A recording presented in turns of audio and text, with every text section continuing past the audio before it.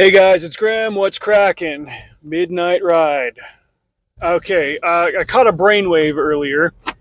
Follow my logic here and let me know what you guys think about this. The theme of it is why video game movies are generally a hard sell. Why they work, why they don't. There's a little bit to be said in both fields, but I think I figured out the main crux, like the main challenge that they have to overcome if they want one to work. I suppose this would also extend to like tabletop RPGs, like basically any kind of open world style game that is narratively ambiguous to some extent.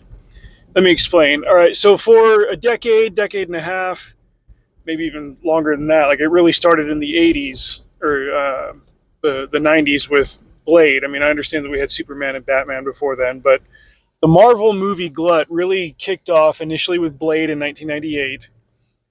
It rolled a little bit slowly from there. In 2000, we got X-Men. 2002, we got Spider-Man. And then they just started coming in almost on an annual basis after that. Comic books were the hot thing to adapt, especially like once the special effects could really keep up with the visual expectations of the audience.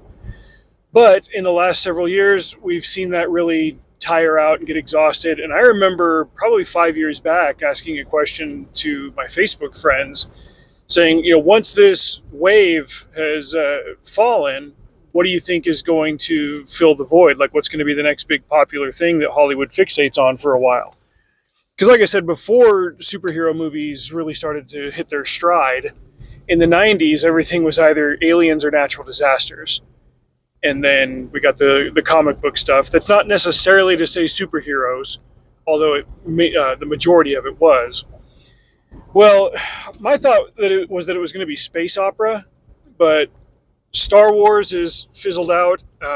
Dune is really good, but it's not technically a space opera in the traditional sense. It is its own thing. The answer has pretty much unequivocally become video games.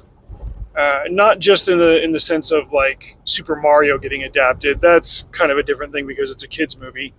But think about Fallout. Think about climate protesters that I just ran over. Think about Twisted Metal. Last week, I guess a Borderlands movie came out.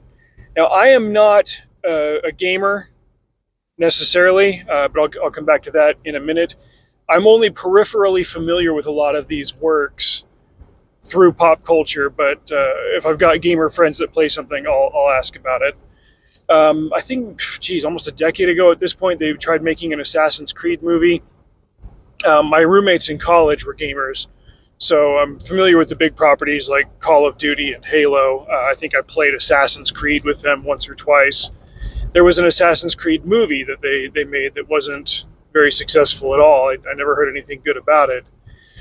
It seems like generally video games are hard to adapt, and they don't really find their audience outside of the gamer audience. And gamers, it would appear, are reluctant to show up for this stuff.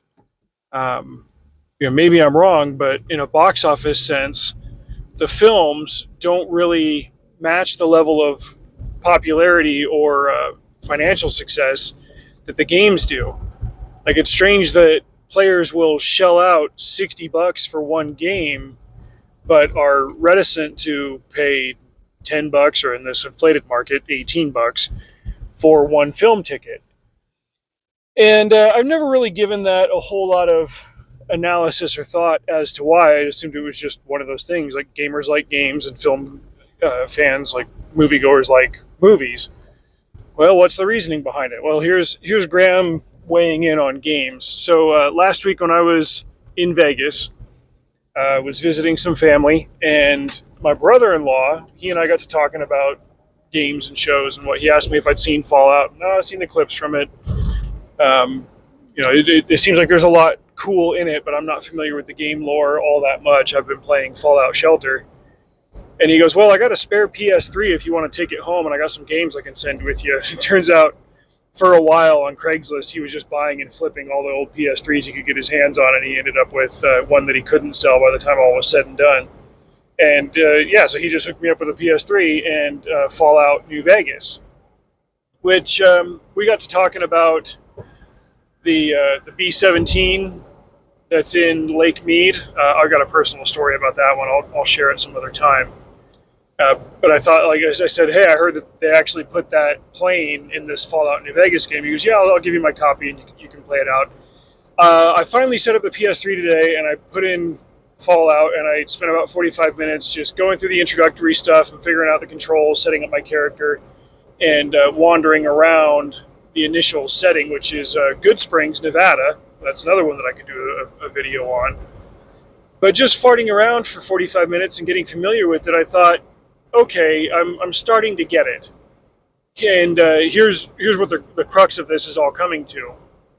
With movies, and this is the same with books, you've got a fixed set narrative. You've got fixed set characters. The lore and the through lines and all of that are established.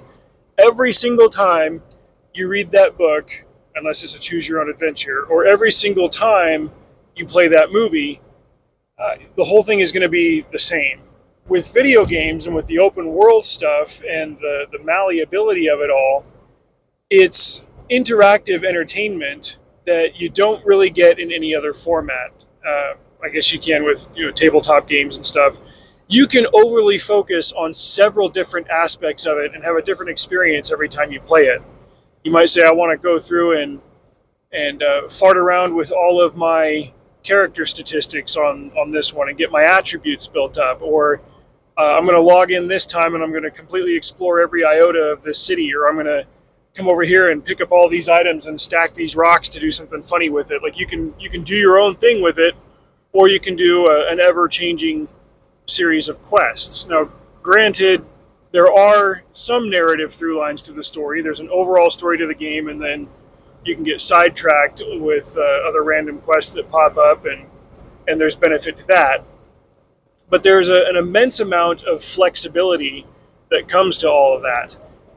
20 years ago, when I met my best friend Matt, he was one of the top players of EverQuest, like in the world, and I'd never heard of EverQuest. I was not an RPG guy, and he was explaining it to me. I was like, "Well, how long does it take you to beat it?" And he's like, "No, you don't understand. This isn't a game that you beat. They might like release a story, but you don't necessarily beat this game. You log in and you play it. You pay a subscription fee, and you play EverQuest."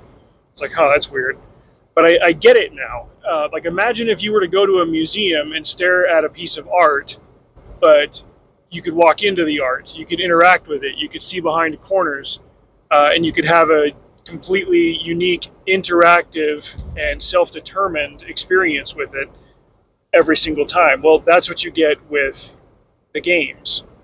But once you try to isolate that to the narrative required to tell a story on film, I think you lose that intangible quality. Suddenly some things that are open-ended become very fixed. And I don't think that's what the audience is there for.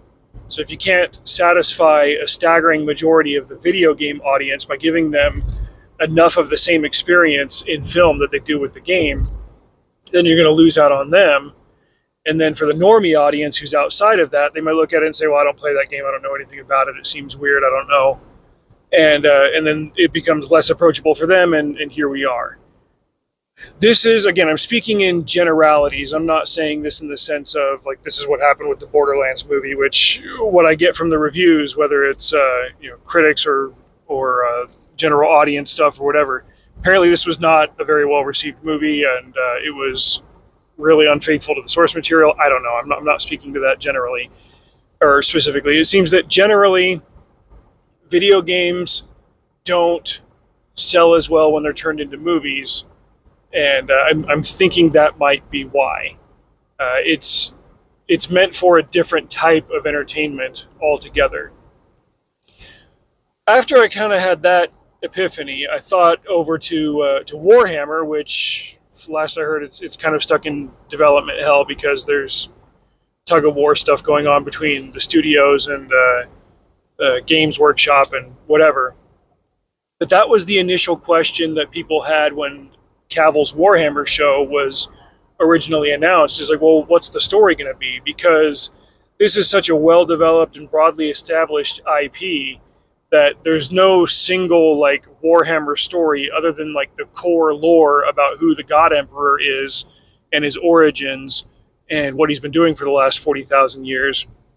But like, this is a borderline inaccessible mountain of lore that you're trying to access here. It's, I dare say, excuse me, even more complex than anything Tolkien ever put together, just because it's had so many hands in it over the years. There's the Eisenhorn storyline, which is like a private investigator type thing, or not private, like he's a government investigator type thing, but you've got to understand a whole bunch of peripheral and tangential things in order to have the right context for who Eisenhorn is and what he's doing and how he's doing it and why he's doing it. And I'm saying this after having read like one Eisenhorn novel and one Eisenhorn short story.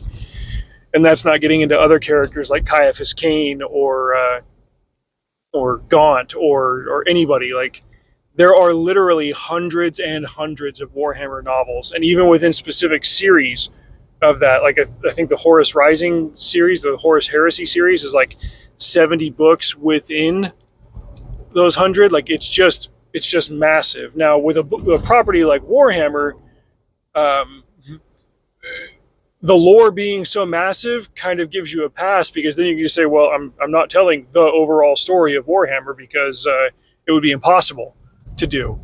You could do like 10 seasons of 50 episodes each and you wouldn't be able to do it all. So we can just tell a story set within the world, and as long as the movie does its job there, like giving the audience enough of what they need to sink their teeth into it, then we've succeeded. But with something like, this Fallout New Vegas, or what have you, the deck is stacked against you. I don't know like how you would make just one Fallout thing. Apparently they did decently well with that show. Everybody I know who's watched it has had a good experience with it. What's the other one? There was one that came out last year, Five Nights at Freddy's, which I've never played that one. I'm peripherally familiar with it. It seems like the plot is so straightforward. There's an object to the game that every gamer has to play. It's like, survive the 5 nights in this haunted Chuck E. Cheese. They put in a different story off to the side with this guy's trying to rescue his sister, or like avenge his kidnapped sister or something. I don't know. I haven't watched it, but I've heard that one's very good. I'm actually give that one a try.